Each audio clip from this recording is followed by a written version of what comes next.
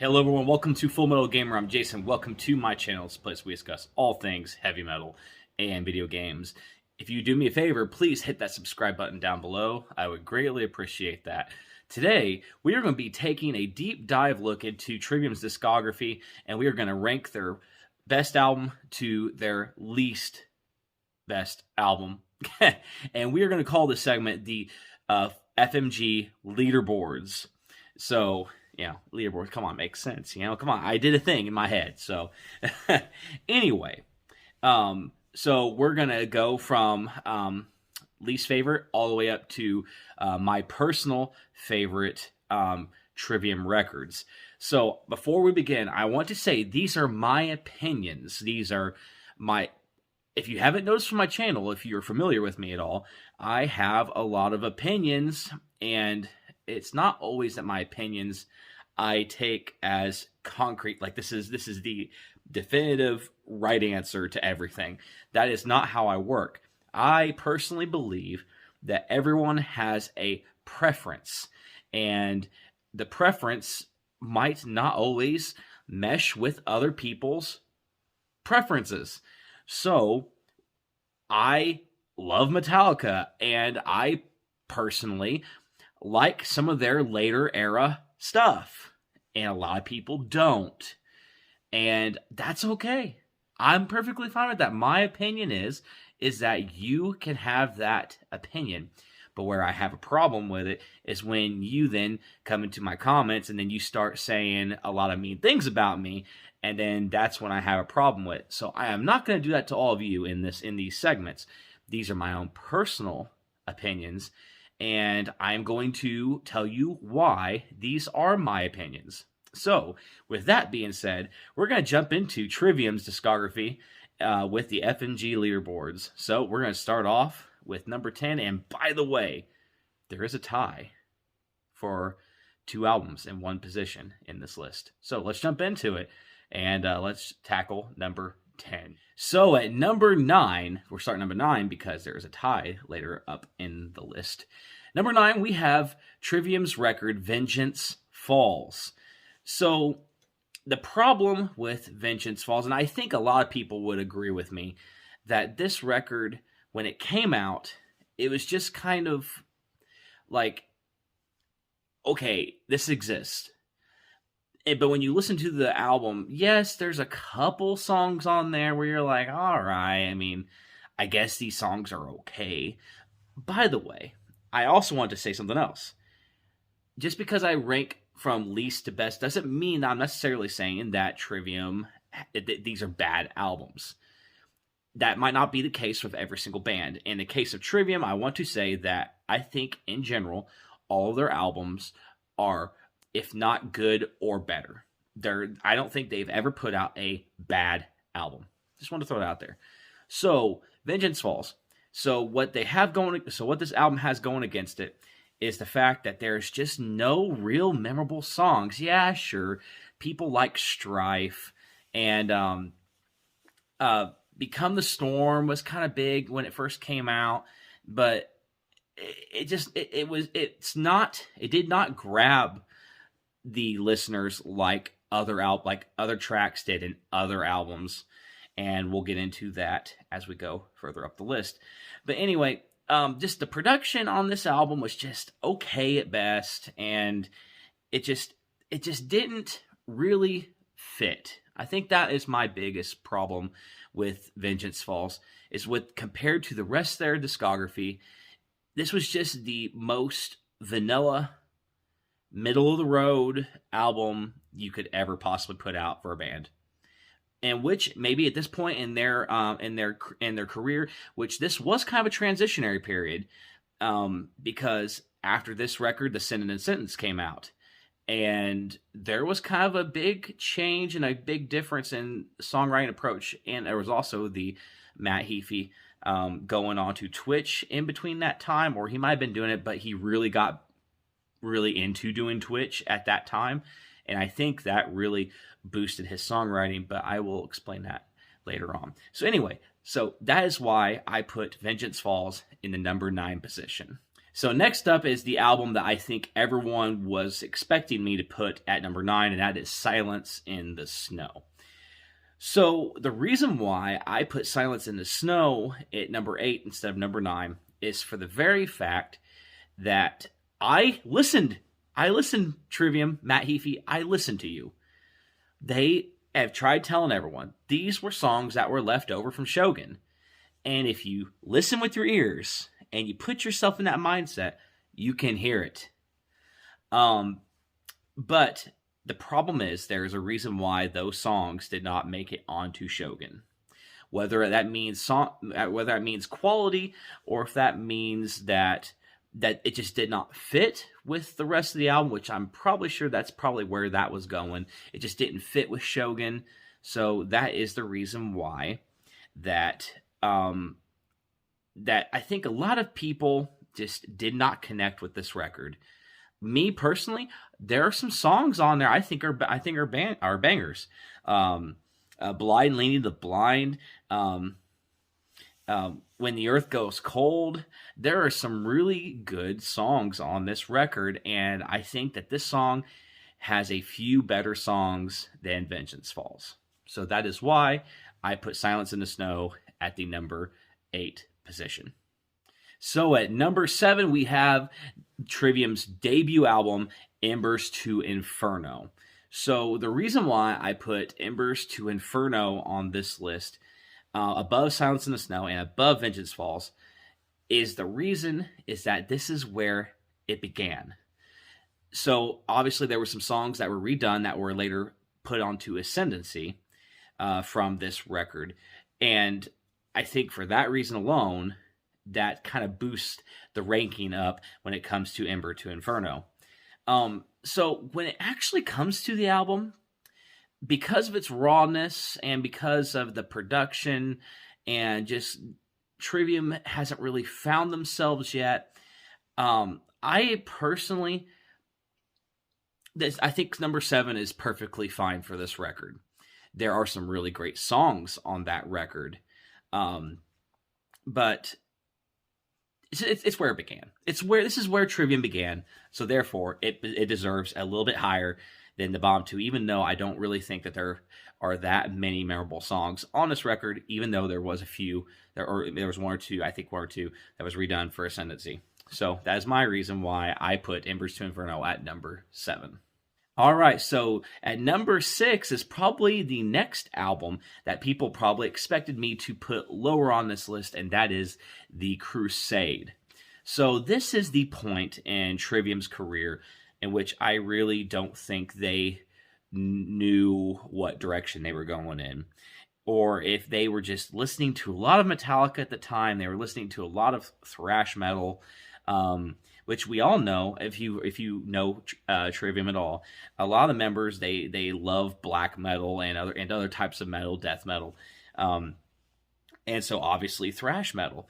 I remember seeing an interview on Guitar World between Matt Heafy and Kirk Hammett, and where Kirk Hammett was talking really good things about Trivium. So I just remember that from this era, and of course I remember when We Are the Fire came out. And I remember when they came out, when they were all playing the Dimebag Razorbacks, and I just remember thinking, like, man, this is not the band I remember. But the reason why I put The Crusade over Ember to Inferno, Silence in the Snow, and Vengeance Falls is for the fact that there are some really good songs on this record. The last track on the album, absolute banger. And if you really think about it, there are some really great thrash riffs on this album. The problem this album has is that it just was not Trivium. They were all a part of it. but when it came to the actual style and how this album was performed, put out, songwriting, it just did not match with where this band was eventually going to go. And that is why I put The Crusade in the number 6 spot. All right, in the number 5 position, we have The Sin and the Sentence. So why did I put this album here? And that is the reason why for that is the fact that The Sin and the Sentence is the beginning of the now current and later era of Trivium. Matt Heafy at this point has been doing Twitch for a while, and he has really been, at this point, he has many years of touring and experience, has been doing Twitch, has been collaborating with other musicians, has been doing other things, and now he is finally breaking out of that shell that he's been put into for many years, and now he is finally becoming his own self. People know who he is. He's more successful than ever, and this is the point in time where Twitch, him doing stuff on Twitch and the other band members doing other endeavors, is making more money than Trivium itself. So at this point, they are almost putting records out just because they can, not necessarily because it's financially good for them. And I know this because I've heard this with some interviews that that him and other people like Misha and Herman Lee from Dragon Force, they've all talked about this openly, that Twitch makes them more money than the actual bands they got famous from, than what they make. So the Citizens, there are some really great songs on this record. Heart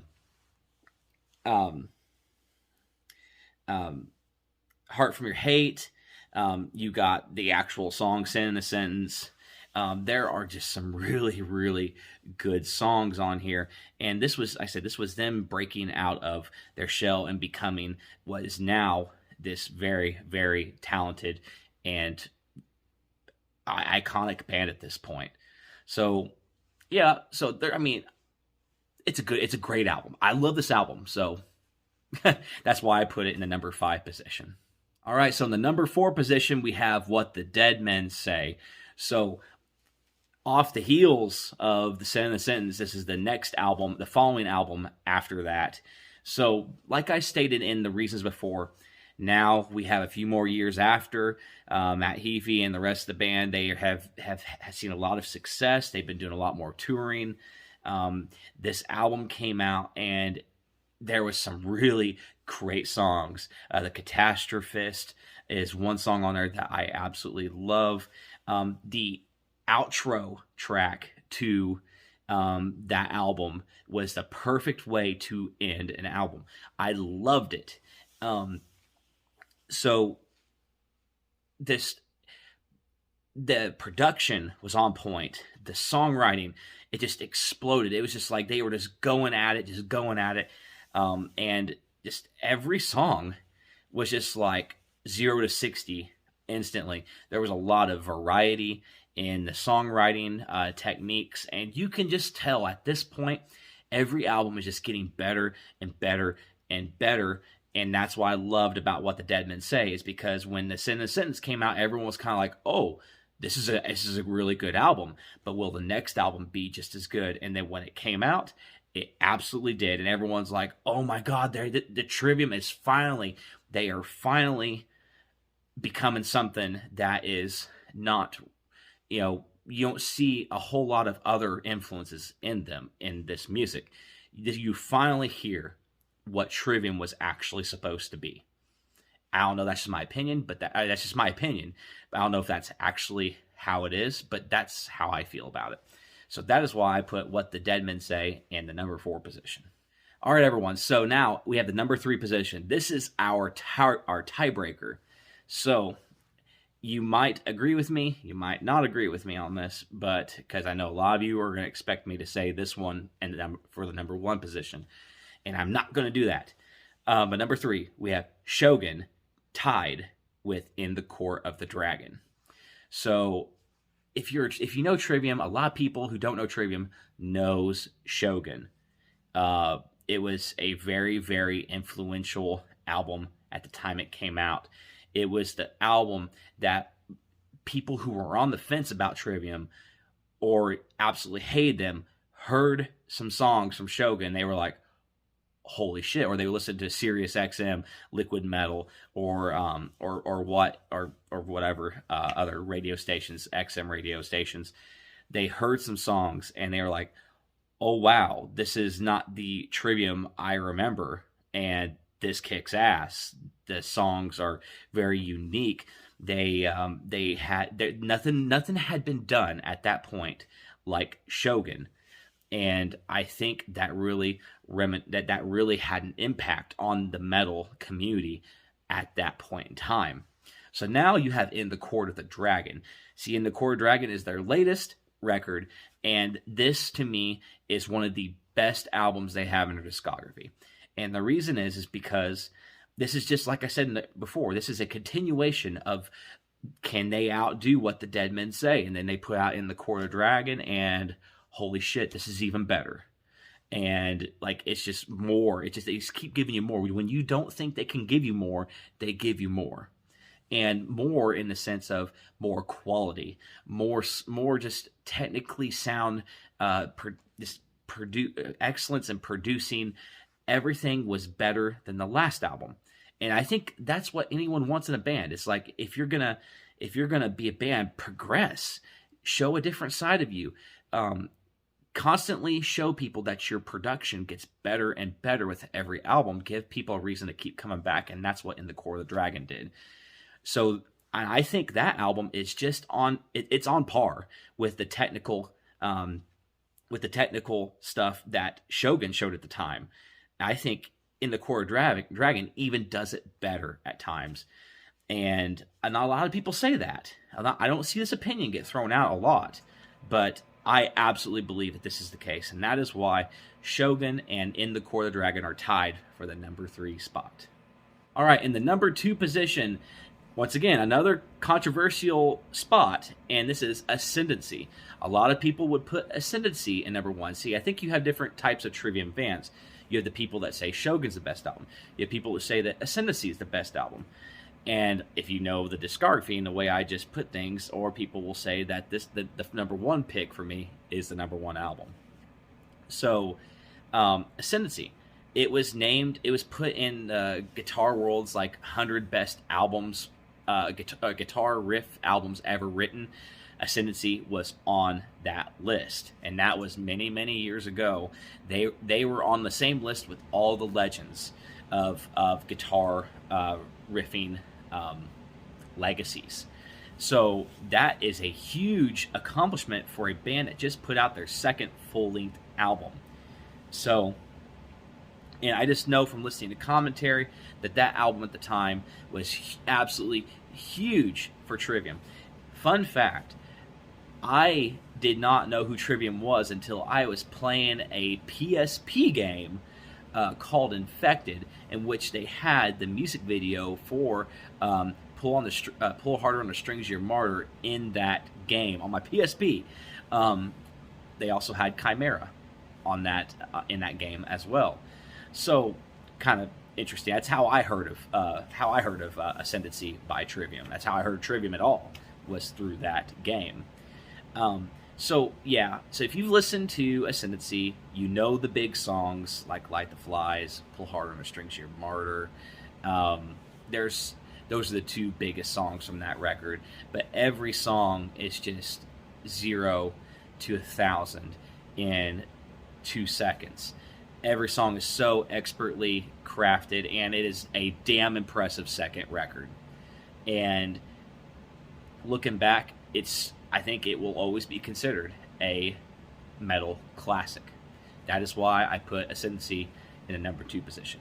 In the number 1 position of the Trivium's discography, we have In Waves. So I think that this is kind of also a controversial statement to put In Waves in number 1 when you look at the rest of their discography.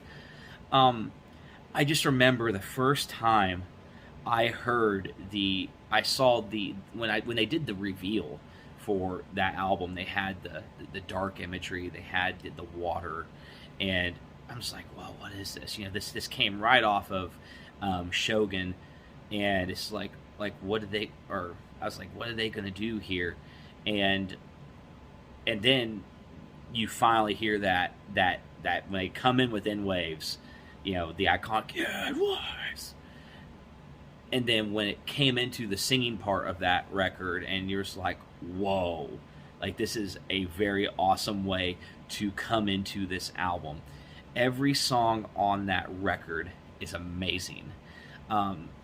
Another thing that I remember standing out, like I can't find the actual like, I can't remember what interview it was, but I do believe that there was an interview with John Petrucci that was talking about Trivium's In Waves record.